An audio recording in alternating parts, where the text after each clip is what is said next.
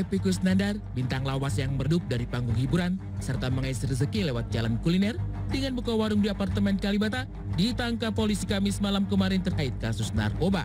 Sang bintang dengan sapaan akrab Kang Mus itu diciduk kala sedang berjualan di warung miliknya. Warung yang jadi sandaran hidup selepas sepi tawaran syuting, penyaksi bisu sang pemilik diseret aparat. Nasib Epy berada di tubir kehancuran, demikian pula citra warungnya tercoreng. Terbetik anggapan, mungkinkah warung itu sekedar kedok menutupi transaksi narkoba? Entahlah. Yang pasti, karyawan Epy yang selepas bos ditangkap masih jalankan roda bisnis, nampak memilih irit bicara, tak beri jawaban pasti perihal kronologi penangkapan Kamis malam kemarin. Ada penangkapan di sini, bener nggak Mas? Hah? Ada tentang adanya penangkapan di sini, penangkapan kamus. Bener nggak? Katanya di warung. Di warung, katanya bener nggak? Masih asli di sini, tapi kita nggak tahu. Jadi Mas datang jam berapa Mas? Jam berapa tadi?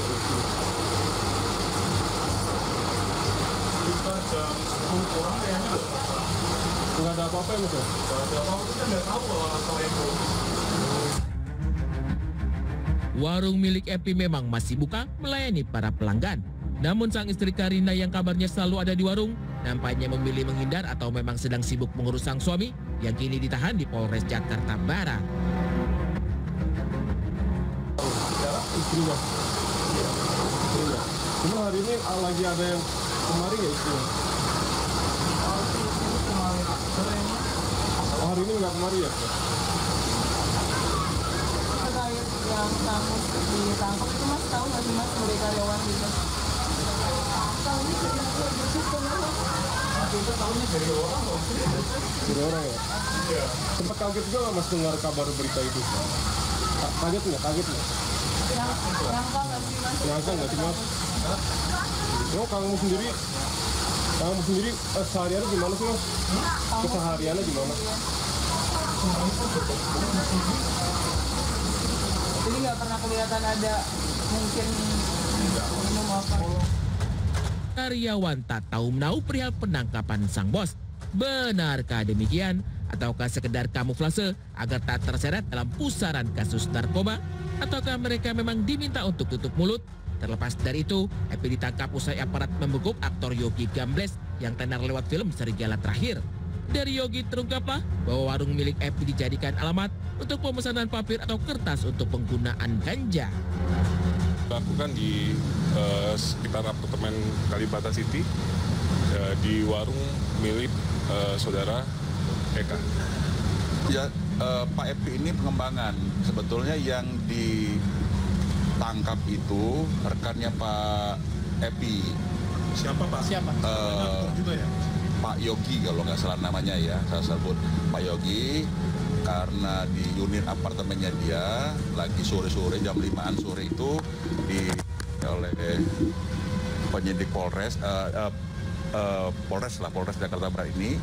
Nah, di dalam kamarnya itu ditemukan dalam toples itu ada kira-kira menurut keterangan penyidik ini ya ada 4 gram ganja.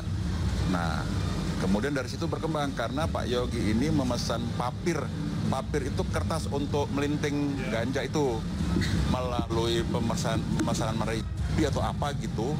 Papirnya itu dikirim ke alamat warungnya Pak Epy. Memang tak ada barang bukti ketika diciduk, tapi Epy terbukti positif pakai narkoba sebulan silam atau saat masa puasa.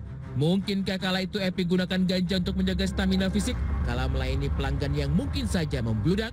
Atau sang aktor sudah kerap gunakan narkoba, namun saat puasa kemarin untuk terakhir kalinya? Kedua orang ini, dari salah satunya kami menemukan barang bukti narkotika jenis ganja. Dan dua-duanya setelah kami lakukan cek urin awal, positif narkoba menggunakan ganja. Untuk kedua orang tersebut, sampai sekarang kami sedang melakukan pendalaman perannya sebagai apa dan barang bukti ganja yang ditemukan itu milik siapa dan dari mana. Jadi kami harap rekan-rekan untuk bersabar, kami karena sedang melakukan pendalaman terkait kasus ini. Sehingga dari setelah itu polisi ke warung makan kebetulan Pak Epi lagi ada di tempat.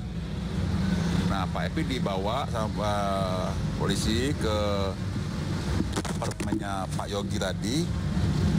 Nah, kemudian di situ dites urin.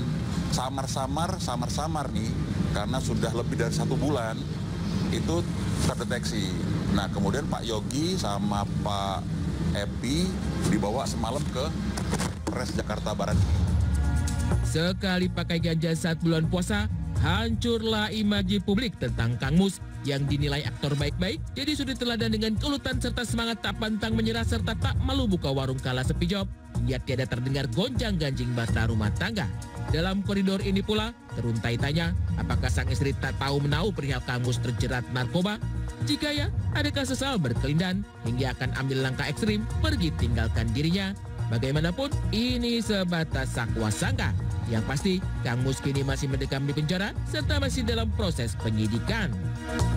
Statusnya sendiri itu saat ini belum tersangka ya, masih dalam kewenangan penyidik. Kan kalau narkoba itu ada beberapa hari putus. Sampai saat ini kami masih melakukan pendalaman, Mbak. Saya belum bisa menyampaikan motifnya apa, alasannya apa, karena keduanya masih sedang dalam pemeriksaan kami.